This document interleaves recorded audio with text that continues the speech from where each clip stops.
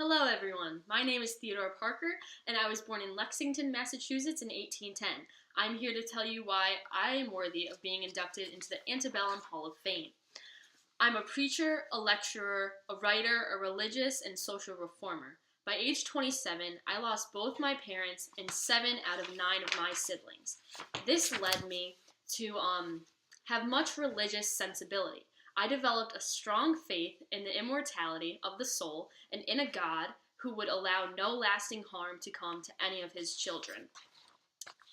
I became a minister to exhibit my strong piety. In 1837, I became the ordained minister of the West Roxbury Unitarian Church. I traditionally believed, as a Unitarian, that biblical miracles were literally factual and that they were true things and not that they were miracles, but they actually happened. But then I became to question them after being introduced to the new field of historical biblical criticism by Converse Francis. My brother! Yeah! That's Lydia Child. Converse Francis is her brother, so good job.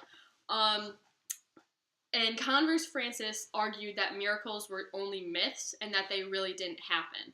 This new thinking was that God was immanent in matter and man. I believe the more closely one obeyed spiritual laws, the more one took on the qualities of God. Divine inspiration was natural and universal, and the human race, as progressed from savagery to civilization, grew ever more inspirational. These ideas coincided with those of the transcendentalist movement of the time. This was an idealistic, philosophical, and social movement that developed in reaction to the uprising of rationalism. It taught that divinity pervades all nature and humanity. Ralph Waldo Emerson delivered the Divinity School address, which inspired me to begin preaching on church and social reason. I emerged as an official transcendentalist in May of 1841. This made me a bit unpopular with the Unitarian Society because I was kind of contradicting them, and I was one of them at one point, so it just wasn't a good situation. But my congregation of West Roxbury stood by me. Audiences flocked to hear my lectures that I wrote with my new religious identity. In 1843, I went to Europe with my wife because, I just had to get away from everything. And while in Europe, I discovered the great inequality of wealth and political despotism. I founded the Free Church with the Parkerites as my followers. I was also a very big abolitionist. As you can see, Frederick Douglass here has a sign holding end slavery. He is also a fellow abolitionist that holds my beliefs as well.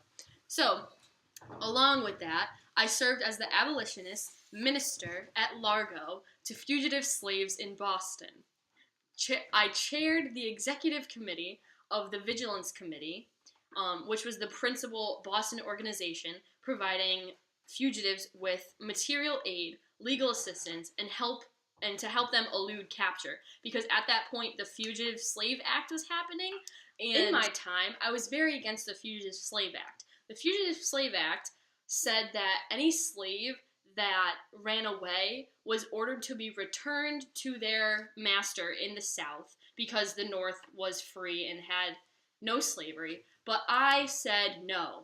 I said, I will not return the slaves. I will provide them with care, and I will hope that they don't have to live that life anymore of slavery because it's awful. Sorry, Mother Ann. I blocked your face.